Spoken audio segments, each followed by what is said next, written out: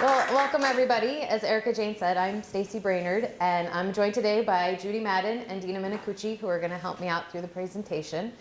Today's presentation is just going to be a conversation about quilting in Ketchikan. So we want to start out with some thank yous. Thank you to the Ketchikan Museums for inviting us to be a part of this program. And thank you to Erica Brown, who is our fellow Quilt Guild member, who helped us go through the archives. My 2-hour appointment with her went 5 hours. So thank you for the museum for doing that, and for Samantha for agreeing to participate in our presentation today. We want to thank the Ketchikan Daily News. In going through almost 40 years of history of the Quilt Guild, I was overwhelmed at how many newspaper articles and photos that the Daily News has done, not only about the Quilt Guild, but quilting in general in Ketchikan. And I do want to point out that any of the newspaper articles that you see in our presentation today are from the Ketchikan Daily News. I want to thank all the past and present Quilt Guild members who shared their stories and their photos with me. This could be an 8-hour presentation if we went down all the rabbit holes that everybody wanted to go down. So I'm sorry if your story didn't make the presentation or your picture didn't make the presentation, but we did have to limit this a little bit. And then I just want to thank all of you for coming today. Again, your continued support of the Quilt Guild says everything to us. So, all right, so we're going to start out with a brief history of quilts. This has changed my font. I don't know why. Okay, so for our presentation today, we are going to consider a quilt an actual object that is usually 3 layers quilted together using some kind of stitches. So today we have a backing layer, a middle layer that's usually batting, and then a top layer that is usually your decorative part of your quilt. So whenever we're referring to quilting in this presentation, we're pretty much referring to the finished product of a quilt, okay? So quilting has existed for about 5,000 years. There is evidence of quilting in ancient Egypt. There is an ivory carving of a pharaoh wearing a quilted mantle that dates back to about 3400 BC. So it is believed that quilting was used back in ancient Egypt. We can see that during the Middle Ages, they used this as a technique to create armor and padding. So this would have been made out of 2 layers of linen or wool that would have been quilted together with a center layer that was probably either scraps or horsehair. They would have used it for warmth. They would have used it for protection. And then when the invention of armor came along, they would have continued to use it as a secondary layer underneath of that armor. And then this here, and I don't know how well you can see this, this is one of a few pieces of what's called the Tristan quilt. And it was made in Sicily between 1360 and 1400. A few pieces of it remain. It's what's known as a whole cloth quilt. So that means that the top layer of it was one whole piece of linen, and then the quilter would have used their stitches to actually create the decorative design. So this is the oldest existing decorative quilt that we know of. So we do have an example of a whole cloth quilt that Dina and Judy are going to show us.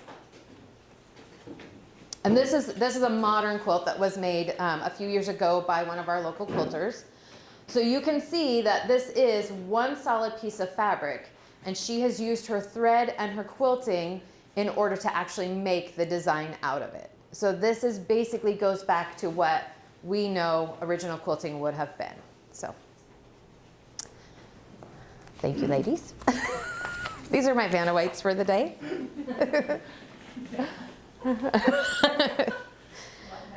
Okay, so in the US, quilting was common during the 17th and 18th century. These colonial type quilts were much more decorative and displayed the fine needlepoint of the maker. This was very expensive. Fabric was not easy to come by. It was expensive fabric. So this was definitely a wealthy people were the ones that did this type of quilting. You had not seen these quilts out on the frontier. These are, there's a great example of these that are called the Baltimore album quilts. And that's basically, they're called that because that was named for the wealthy part of the country at the time where these quilts would have been made. So we have an example of a quilt. This is a modern take on one of these quilts, and we're going to show it to you and kind of explain how they would have made these types of quilts.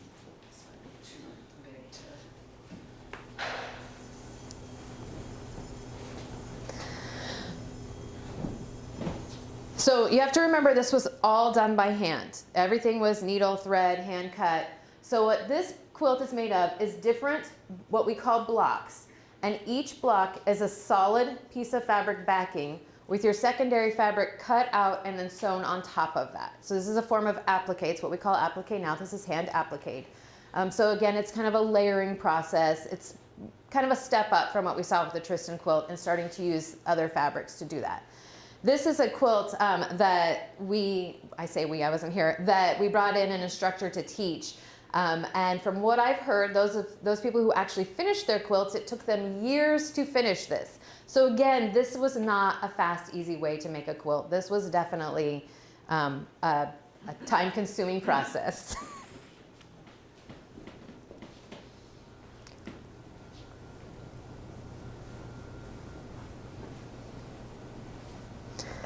All right, so like most things, the Industrial Revolution changed quilting. By the 1840s, the textile industry had grown to the point where commercial fabrics were produced on a broad scale and were much more affordable to every family. So as a result, quilting became much more of a widespread art form. So this quilt that we're showing here is from the Smithsonian collection. It's from 1946, and it is a quilt that's made up of 96 9-patch blocks. So each of these little blocks is a 9-patch, and we'll show you that in a minute. But with this quilt, what would have happened is each block would have been made, and then it was signed by friends and family of a lady named Miranda Shedd Wright. And then they took all those blocks and sewed it together and presented to her as an album quilt for her move when her family moved west. And this was a pretty traditional thing to do, and it is something we continue today. So if you are in the Quilt Guild and you leave Ketchikan, the members will each make you a block. We use a pattern called the Ketchikan Star, and we each make a block, we write something on it, we give it to you so that you can make a quilt, basically, so that you have something to commemorate your time in Ketchikan. So there's a couple of things about this quilt that I find interesting. It is a wide belief that the quilts of this time would have been made out of scraps, that they would have been made out of your leftover clothing or feed sacks or scraps of material. But researchers have looked at these quilts and determined that that's not the case. That because fabric was inexpensive and it was easy to get, that quilts of this era were purposeful. This fabric was bought for this quilt. It was used for this intentionally. You really wouldn't use this fabric for anything else. So the earliest piece quilts were not scrap. They were actually intentionally made that way. The other thing I think is interesting about this is that the two bottom pieces that are missing are also intentional, and that is because it was made to go on a bed that had posters. So it would go around the bottom of the bed. It would have that break there to go around the actual posters of the bed, if that makes sense. So we do have an example of a 9-patch block.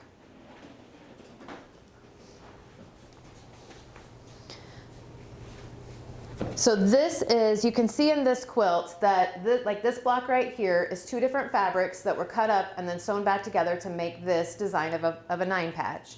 And then we've taken 4 9-patches to make this block.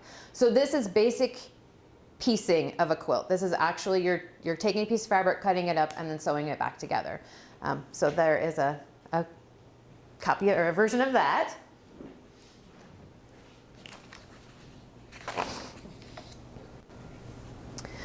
When we get into the 1930s, into the Depression, is when we start to see the quilts that are made up of scraps. And this was really out of economic necessity.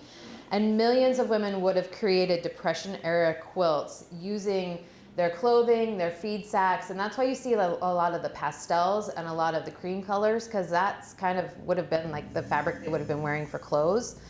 You'll see basic patterns like this hexagon quilt. And most of that is because as you went, you could have just kept adding to it until you had a quilt that was big enough that you could have used. So as they traded for scraps or came across scraps, they could have kept adding to it.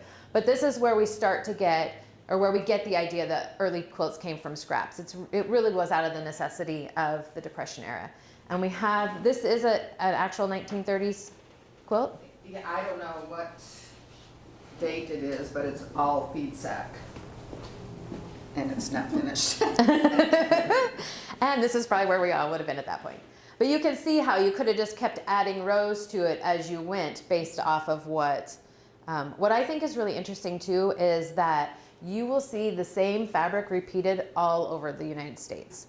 Like you could get a quilt from Oregon and a quilt from Virginia, and it will have the same designs of fabric in it because even though they were mass produced, they still were limited to the patterns and varieties they had. So, and 1930s reproduction fabric made a huge comeback in the 70s and 80s, which I think is interesting also. So, okay. All right. Doing a good job, ladies. In 1969, a magazine called Foxfire went out, the student editors of the magazine went out and interviewed the quilters of Southern Appalachia. And their goal was to capture the history of quilting in this area of the country. So they attended quilting bees, they copied patterns from quilts that had been hidden in trunks and attics. And at the last minute, they got sucked into a quilting bee and made one of the most beautiful friendship quilts that the quilting bee ever turned out. During these interviews, one of the older women was quoted as saying, "A quilt is something human." She then went on to explain how her quilt work was a daily reflection of her life, her happiness and sorrows, as she chose light colors and dark colors and patterns depending on her mood, which I think a lot of us would agree with, that we see a part of ourselves in every quilt that we put out, and we leave a little something in every quilt that we put out. Now, I don't want you to think that quilters just sit around drinking tea, eating cookies, gossiping about the gossip of the day. Quilters are actually some pretty good activists. So oral history tells us that quilts were used during the Civil War along the trail of the Underground Railroad. So people would have put quilts out along their fence line or their porch railings or on their clotheslines with hidden blocks in them that gave out hidden messages. And if you didn't know, you didn't know, but the people that needed to know knew. So they would have used a block like the log cabin block to tell you whether or not you were in a safe area. So the red center of the log cabin tells you you're not safe here. A yellow block in the center would have told you you are safe and welcome here. The bear paw pattern would have told you that you could follow the local animal trail to find shelter or water. And the flying geese pattern could have pointed you either north or west, depending on where it was hanging and how it was hanging. Keep going. Okay, in 1995, Ketchikan hosted 2 units of the Names Project AIDS Memorial Quilt. So this was a quilt that was started a decade earlier in 1985 in San Francisco as a way to honor AIDS people from the AIDS epidemic. So we brought 2 units here that consisted of 16 panels, and some of these panels were dedicated to Alaskans that had been affected by AIDS. Today, 40 years later, this quilt resides in San Francisco. It is 54 tons and has over 50,000 panels. All right, and then most recently, during COVID-19, most of us can remember the early days of COVID-19 when we were stuck at home, and the quilters pulled out their scrap fabric and we took elastic from anywhere we can find it. In fact, I can remember one day getting elastic out of Dina's newspaper box as they drove by your house. And we made hundreds, if not thousands, of masks for our first responders, our friends, our family, the essential workers. And I think that we could all say that this was a form of activism in our community.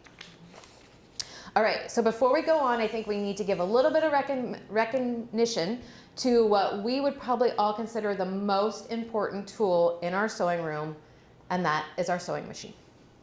So industrial sewing machines were invented around 1790 as a way for industry to speed up production of materials. And when that happened, a lot of different businesses started kicking around the idea of making a domestic sewing machine.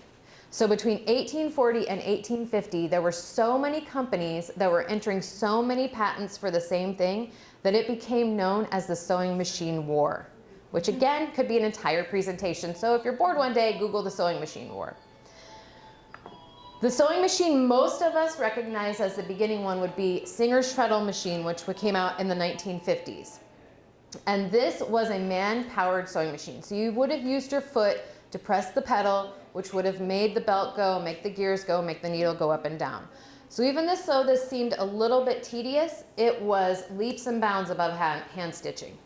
And this machine was fairly inexpensive because it really was just parts. It was man-powered, so it really was just parts. So there's a lot of these in existence. They still work today, but I think most people that had a grandmother that was a quilter probably recognize a treadle machine from her house. In 1889, Singer would invent the first electric sewing machine. These machines were workhorses. they were basic. They were made of levers and gears and mechanisms that could all be replaced and oiled. These machines today will still work and you can still get parts for them, but they did one thing: they stitched forward. Sometimes if you bought a higher end, you could maybe make your stitches longer or shorter, but there were no bells or whistles with it. One thing is, it was very expensive, and for some people in the early days of the electric sewing machines, it would have been the most expensive thing in their house. The other thing was, because it was electric, it took time for everybody to get electricity. So it took a while for everybody to get an electric sewing machine. Singer would continue to make these sewing machines into the 1960s before they would switch over to using plastic parts and plastic things. So the sewing machines of today are much more electronic. They have circuit boards. They have extra motors that run extra things. You can do so much with this. This has thousands of stitches. This has even backspace. You can quilt with 2 needles at a time. The possibilities are endless with these machines, but they're also not necessarily made the way the old Singer machines were, and they're a lot harder to repair and maintain because the parts, like anything else, are not really made to last. A circuit board is not really made to last 100 years. So you can also get a sewing machine that does embroidery now. So if any of you have ever done any kind of hand embroidery or needlepoint, you know that this could take you months, if not years, to make a project. And today you can download a graphic off of the internet, plug it into your sewing machine, put some fabric on a hoop under the needle, press the button, and it will walk you through how to use your thread on your sewing machine to create embroidery. And our last example for today is an example where the blocks of this quilt have been embroidered using thread and embroidery machine. So all of that is painted using thread. And the machine walking you through, I mean, you do have to change your thread out. It is a process. You don't just walk away from it. But yes, you're basically essentially designing your own fabric or your one-of-a-kind projects with the machines that you can get today. And then probably the biggest change is what's known as the long arm sewing machine. So this flipped how we actually quilt our quilts a 180. In the past, I would have used, if I was going to machine quilt my machine, I would have taken the 3 parts of it, somehow bound them together, safety pins or some kind of glue to hold them together, and then I would have put them through my stationary domestic sewing machine that sits on my sewing table. And when you have a quilt like this and you're trying to do that, it is not fun. So what a long arm machine does is it flips that into where you put your fabric and your quilt onto a stationary rack, and the actual sewing machine moves around it and quilts.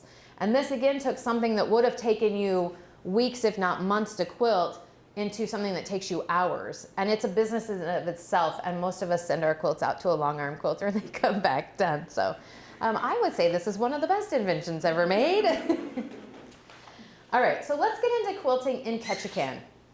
So between 1935 and 1939, Ketchikan Public Utilities hosted the Ketchikan Industrial Fair. This was at the big fairgrounds building that was across the street from City Park. It was a big 3-story building. In the bottom floor of it, they would have livestock, they would have machinery of today, and then the other 2 floors featured exhibits from local businesses and local organizations around the area. So these are some photos from 1935, 1936 that shows the Homemakers Club. And I don't know how well you can see these. This is an entire display of quilts, and then this is an entire display of knitting and crocheting and lace work and tablecloths, and then this here is a display of the actual Homemakers Club. And the caption on the photo, back of this photo reads, "The booth sponsored by the Ketchikan Home Economics Club is a striking example of what may be and is produced in and near Ketchikan. All articles and products on display at this exhibit are home products." And you can see, I mean, these ladies are proud of what they have to display. And you can see that there was prevalent quilting and handcrafts in Ketchikan at the time. Throughout the years, there were several programs on quilting. This is a newspaper article from 1973. It was a presentation given by the Homemakers Club here in the Centennial Building, and it included quilts from the museum collection as well as quilts that they had collected throughout the community, and they were giving, like we are today, they were giving a presentation. This quilt, which is the quilt you see over here, is known as the Ketchikan Quilt. and it was finished in 1981. It was commissioned by the Coast Guard officers' wives, and it contains 30 blocks that depict Ketchikan industry, area, and art. It's also an example of a community quilt, just like we went back to the 9-patch. This is a quilt where 30 different people and organizations took a block, made their interpretation of something in Ketchikan, and then it came back together and got sewn back together. It's also an example of how you can tie a quilt to quilt it. So you would have taken your 3 layers, you would have used, in this case, a piece of yarn, run it down through those 3 layers and back up and tied it. And this is a very inexpensive, very fast, easy way to quilt a quilt. We still do it today, and this will hold up over time also. So instead of machine sewing it, you would have tied it like that. And this is a quilt that is out of the museum's collection. And if anybody is interested, I do have the cheat sheet for the blocks and who made them. So if you want to look at it afterwards, we just ask that you please don't touch it. But I do have the key to who made what on there. So in November of 1987, a quilt guild begins. Our first official meeting was November 10th of 1987, and I have the minutes here. I will read those minutes to you. All right, Ketchikan Quilters Guild, November 10th, 1987. Barbara Ferguson and Peggy Gelbrick led the meeting with 12 people in attendance. Introductions were made, decided Ketchikan Quilters Guild would be a good name. Ideas were shared on what we'd like to do within the quilting group. Classes, possibly a quilt for the museum depicting things about Alaska, sharing of knowledge and ideas. Barbara said she would look for applique patterns having an Alaska theme. Those in attendance discussed their various interests and knowledge of quilting. And so it began. So one of the first things the Quilt Guild did was work with the museum to host an exhibit with the catchy name Quilts, Quilters, and Quilting. And this was in the fall of 1988. And it, again, was an exhibit that featured quilts from the museum as well as quilts from the community. And then in January of 1989, they would officially change their name to the Rainy Day Quilters, and we would make our first raffle quilt. And again, this has become a tradition with us. We make 2 raffle quilts a year. This is the raffle quilt we will be auctioning off or raffling off at the quilt show next weekend. And a shameless plug, I do have raffle tickets if anybody wants to buy them. I still need to sell mine. So we make them, we have a blueberry raffle quilt and a quilt show raffle quilt, and the proceeds from that go to sponsor community service, bringing in teachers. You'll see later on what we use to do that for. But all right, so what most of you probably know us for is our annual quilt show. This is the first annual quilt show that was held in 1992 at the First Lutheran Church. There were over 200 entries, and there were 9 awards given out. And the quilts were hung using the walls, and then they used clothesline and clothespins to string them up between the basketball hoops in the gym. We're pretty industrial people, so. All right, so after a couple of years, we would move to Holy Name. And again, at Holy Name, we used the walls, we used the basketball hoops. You can kind of maybe see in that first picture to the left that they did create some wooden frames to kind of offset the basketball hoops. But what I love about this, and my favorite story about this, is that Hometown Furnishings would loan beds out so that they could display the quilts over the beds. But they could not 100% secure the gym at Holy Name in the evenings. So the quilters would actually camp out and sleep on the beds at night while the quilt show was there to make sure that they ran off any riffraff that might have come in during the night. So, and it doesn't, I mean, they look like they're having a good time. So, I don't think anybody was put out by that. For a few years, we went to the old Bon Marché, which was the upstairs of the plaza. Going to the plaza allowed us also to hold classes during the quilt show because there were different rooms. So in the couple of years that we were there, we also would put on some classes. We did 2 years at Saxman. Saxman was a little different because they didn't have a great way to hang the quilts. So we came up with a way to use PVC piping to build frames. And as soon as you got all the quilts on them, they went down like a stack of library shelves. So here you can see the gentleman now trying to use ropes to tie that to the ceiling to try to keep the PVC pipe up. Yeah, so Saxman was a little bit of a challenge for that. But this other photo here is from Bonnie Cullen's 2nd grade Fawn Mountain Elementary class. And they were doing a unit on geometric shapes. So they created their own quilts out of paper, and those quilts were displayed next to the real quilts during the quilt show, and then they came along and did some extra mathematics using geometric patterns in the quilts that were on display. So we end up now at Ted Ferry Civic Center, which is where we have been for, it'll be 14 years this year. So Ted Ferry is great. It's got a great hanging system. It's got a lot of space. It allows us to put up a community service quilt. And today we get an average of 150 entries. And because of changes in technology and ways of quilting, we've gone from 9 categories the first year to upwards of 35 categories where we award ribbons every year. Some of the quilts from our show go on to regional and national shows. So almost every year we have quilters who send their quilts up to Haynes and Palmer to the Alaska State Fair. National shows are usually juried shows, and a lot of quilters will submit several quilt entries before they actually have one accepted to a national show. So it does say something if you have a piece that goes on to a national show. One year, the National Quilt Museum in Paducah, Kentucky hosted Quilts of the Pacific Rim, and 2 of our members had their quilts chosen to represent Alaska in that show. We've had quilts chosen for the International Quilt Show in Houston, the International Quilt Festival in Chicago, the American Quilters Society Quilt Week in Paducah, and in addition, we've had several members who have had their quilts published in national magazines. So there is an art form here that is recognized nationally, not just locally. And then we also have some quilts that are on permanent display in our community. Some of you know the Centennial Quilt. It was made in 2000, and it is displayed at the library permanently. We have a Bargello quilt that was commissioned by Ted Ferry Civic Center, and it hangs above the entryway as you go in. And then this third one is a wall. It's a series of wall hangings, and it hangs down the wall of the children's section of Community Connections. And I went in there the other day to take pictures of it, and I can't tell you how many people told me how lovely it was and how they enjoyed it every time walking by it. So it's a beautiful display if anybody wants to go and see it. All right, so I think what most of us would tell you we're more proud of are the quilts that we don't hang on the wall, and that would be our community service. So we have an amazing community service committee that constantly challenges us to find ways to give back to our community. Every year we give out a $1,000 scholarship to a high school senior that's going on to a higher education. We have donated raffle quilts to the American Cancer Society, the Alaska Women in Timber, the Hospital Auxiliary, the March of Dimes, and the Salvation Army. We gave dozens of baby quilts to the Rotary House for kids that had to stay there for medical reasons. Today we make pillowcases and quilts for Wish. For the Pioneer Home, we used to make quilted stockings and stuff them with little goodies at Christmas time, but now we supply them with a regular supply of clothing protectors and quilts when they are requested.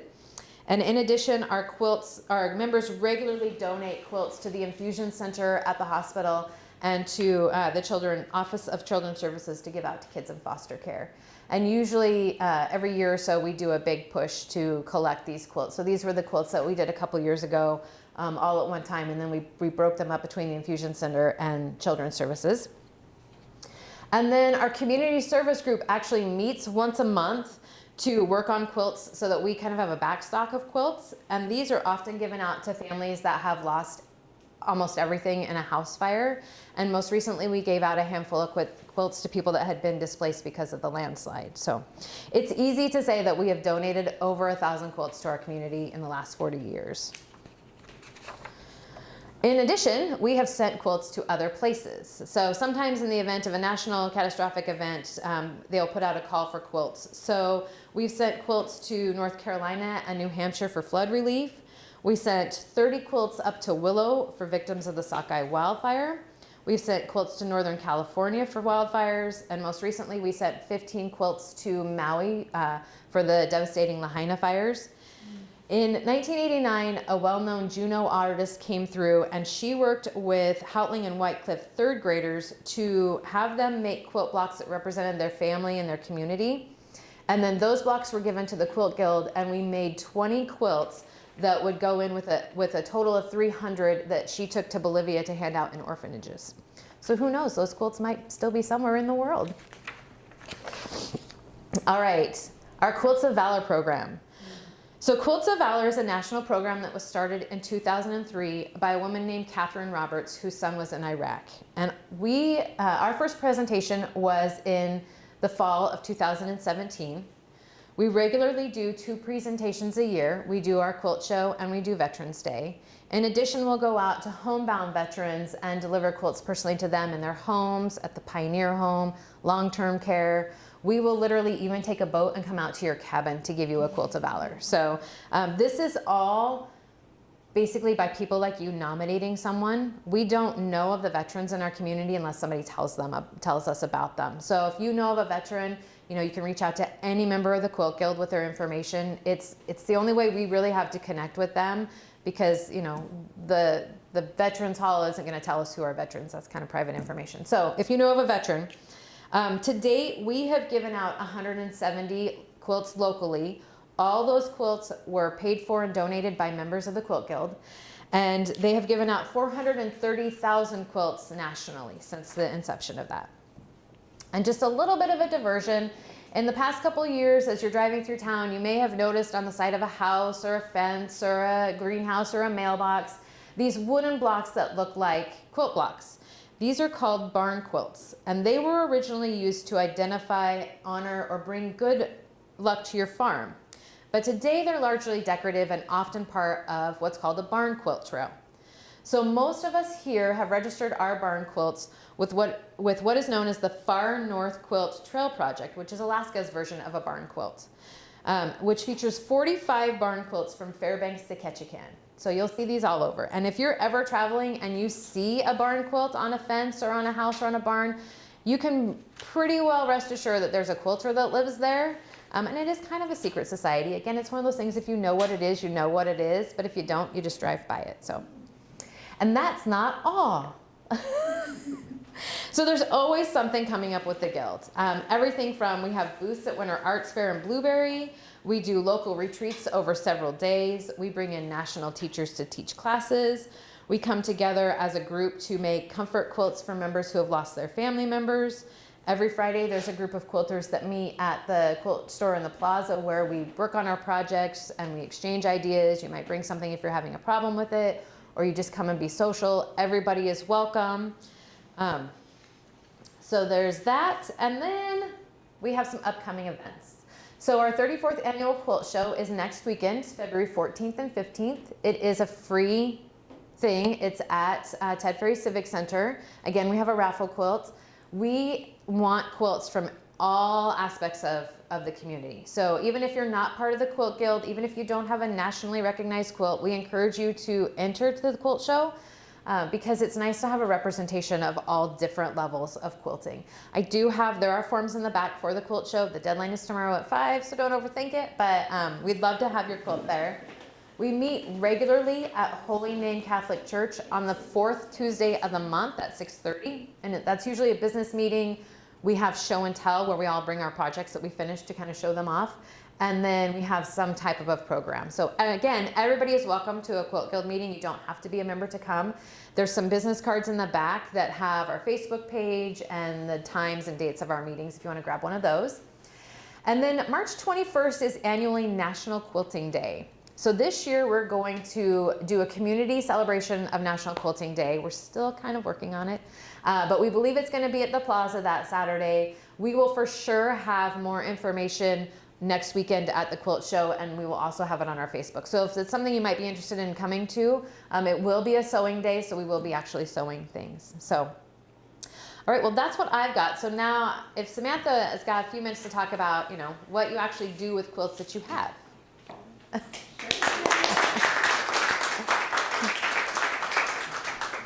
everybody, my name is Samantha Forsko. I'm the museum director here. My background is actually in preservation and conservation. So the thing I'm most excited about, though, is not just making that something that happens only in a museum, but is something that's practical. So happy to talk about how to preserve your family quilts or heirloom quilts, but I don't have a slide. It's going to be more conversational, and let me know if you have questions too as we go. So kind of handling of quilts. I think the biggest thing to remember is support. Support is key. If you are not able to lift something up, you might want to use some sort of board to support it. I've seen people do things like using a shower curtain to help carry them around and things like that. So think about support. We don't want to be kind of lifting by one corner or one edge. And the reason is because those fibers in the quilts actually can become quite fragile, especially if they're wet. So that's something to also think about. If something gets wet, you want to definitely double down on the support. So you might think, wet, how do I wash a quilt then? So generally you want to avoid fully saturating it, kind of spot clean if needed, using distilled water and like a mild soap. There's a soap called Orbis that is a good mild soap that you can buy commercially. And you want to kind of dab rather than rub on any sort of quilt. If you do need to do a more thorough wash, I would avoid using a washing machine, maybe a bathtub, kind of hand washing there. You can also actually vacuum a quilt too if you need to clean it. You can attach kind of like a nylon screen over the hose, turn it on the lowest suction, and then rather than kind of sliding it down, it's best to sort of pick it up and bring it down like this. Does that for an action. So that's kind of how you want to handle and clean a quilt. And then storage, I know that's usually where they are, I imagine, is in storage. And the biggest, putting them in a box, totally fine. I am definitely okay with a plastic bin just like that. Sterilite is a good plastic material, which is usually what those bins are made out of. So just look for that. It's a nice inert material. So make sure that it's fully dry inside. I will caution is if you fully seal up one of those bins and there's any moisture in there, you're creating something that's called a microclimate, and it's a really good way to get some molds going, grow some friends. So make sure that it is nice and dry in there. If you don't have a plastic box, you can also use, any old box you have. Cardboard is going to be acidic, and so is a lot of woods. They're going to be acidic, but as I said, I'm all for practical, so if that's what you have, we can make that work. I usually like to line something that might be acidic with just regular acid-free tissue paper, which you can buy online. Not like blowing your nose in a tissue, but tissue paper like you would see in a museum. And what you want to do is you want to line the box with that, and you can check on that regularly. If you see that tissue paper is starting to yellow, then you know the acid has started to kind of migrate out of your box and it's time for a new box.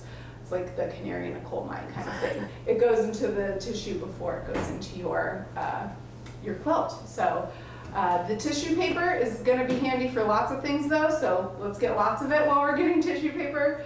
When you're folding a quilt, a nice way to fold it is to pad out your folds. You want to kind of make the folds not really creased, but sort of more gently round, so you can kind of make little sausages with your tissue paper and put them in the creases of your folds. Another good thing to do is to refold and change up where the crease lines are on a regular basis. So you could have your little lined box that you check on annually, make sure your tissue's okay, and refold things. And that would be a great way to kind of care for your quilts that are in storage. As you can probably imagine, if you have your little sausages inside your folded quilt, you probably don't want to stack too much on it. It's going to crush your little sausages. So make sure that you're not overfilling, which is hard. I know space is limited. You can also hang on a hanger if you need to. I know that space, right? But just kind of remember to be rotating it regularly so that it's not just hanging in one direction or another, to kind of distribute that weight on it. You can also get padded hangers, or you guys are quilters, so you can make a little padded hanger, which would again help to make sort of a larger roll that you're hanging your hanger on. If you were getting real fancy and wanted to museum it up a little, you could also roll your quilt around like a batting tube. Again, I would probably line the tube with the tissue paper just to make sure if you're unsure of what it's made of, and then roll your quilt around it. Then you're gonna have a giant tube, so how do you store that? But that's a kind of how you do it in a museum. Materials, like I said, you'll want to be using lots of tissue paper. That's gonna be your friend, acid-free tissue paper, white tissue paper. Colors, you might end up with some sort of dyes transferring. No mothballs, that's also has some weird chemicals that might have some weird reactions. So that's kind of your storage quick. And then for display, this display method I love with the kind of built-in tabs there that you can do. You want to kind of keep things as even as possible, basically, is what you're looking to do. Kind of keep the weight distributed as evenly as possible. And so that does a nice job up there. This you can kind of see it's pinching and sort of puckering a little, so you wouldn't want to do this necessarily for a long-term store, like display situation. This is fine for this, but for a long-term display, you probably want to have it be a little bit more gentle. Try to kind of distribute the weight if possible to rotate. That also helps if you're able to do that to keep things distributed. And the biggest issue is going to be light damage for quilts. The fibers and the dyes are all very light sensitive. I know you often think about UV light from the sun, but all light is damaging, so even just this light would be damaging long term. So if you're displaying it, just know that it will be causing some damage, and light damage is cumulative and irreversible, so there's not much you can do on something that's light damaged, but you do want to enjoy it. So I'm not saying don't put it out and don't enjoy it, just keep that in mind. Like I said, that's kind of my quick hits on how to preserve quilts, but I'm also happy to answer questions, and I don't know if you want to come back up too, and we can do questions. Does anybody have any questions?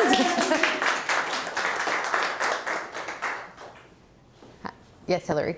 I don't have a question, but I just remembered another thing that Rainy Day Quilters did, I think they did for the Pioneer Home, was a beautiful, beautiful quilt for covering when someone dies, and we walk with them through the home to when they come to take the body, and it was just beautiful, made specially long to fit over a bed of the body being carried out. And I think the name of it was a traditional pattern, Going Home or something.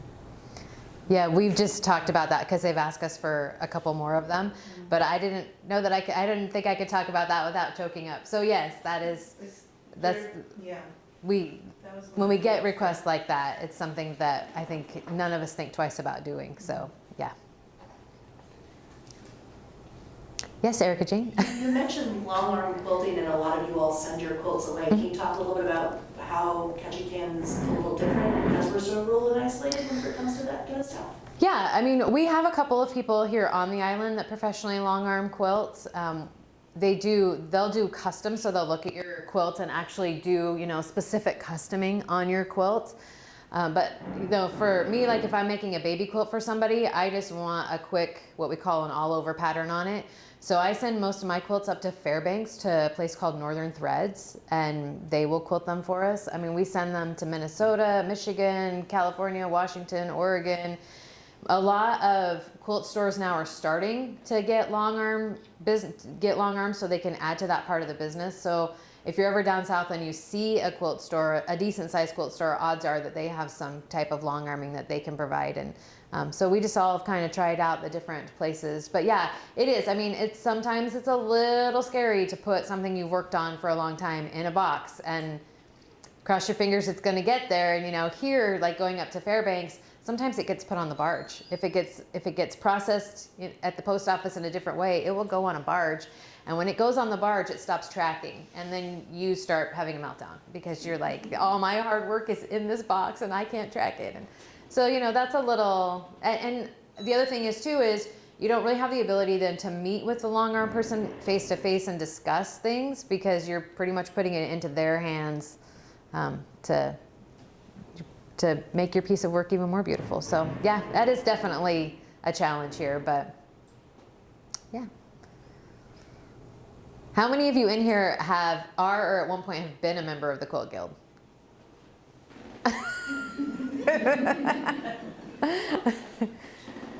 Yeah, I tried to go back in the archives. There were some rosters of various years of people, and I was like, I could try to do a count, but there's just no way. There's just no way to know.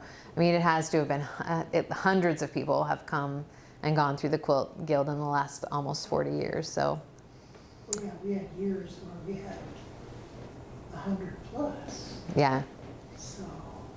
Yeah, and we still have members of the Quilt Guild that pay their dues that haven't lived here for 10 years. There's a couple people in the Quilt Guild I've never even met, but they pay their dues every year, so we appreciate their support. But yeah, it's a good thing. I would encourage you all to come out to the quilt show and talk to any one of us about what we do and how we love what we do. So yeah. All right, are there any more questions for Samantha about quilt care or for Stacy? All right, well then if you guys will join me in thanking both for presenting here, and I'm sure we'll see you all at the quilt show today. Thank you. All right. You may all get up now. Our kind of historic display will be president's quilts over the years. So, I mean, there's some that are just a couple years old to some that are probably close to 20, 25 years old. So that will be our display this year. But we also have heirloom quilts. Yeah, and we also have a category that is heirloom quilts, that it's any quilt over 50 years, right? I think it's 50. For heirloom quilts? I think it's 50. But we do, yes, we have a category. So, I mean, like if you have your grandmother's quilt, you can enter it, and it's, because obviously probably none of us have made an heirloom quilt if it's over 50 years. Well, I don't know, some people might have, but not looking at you, Jean. No. But yeah, we do have a category for heirloom quilts also. I've been quilting for 40 years, so I'm close. You're close.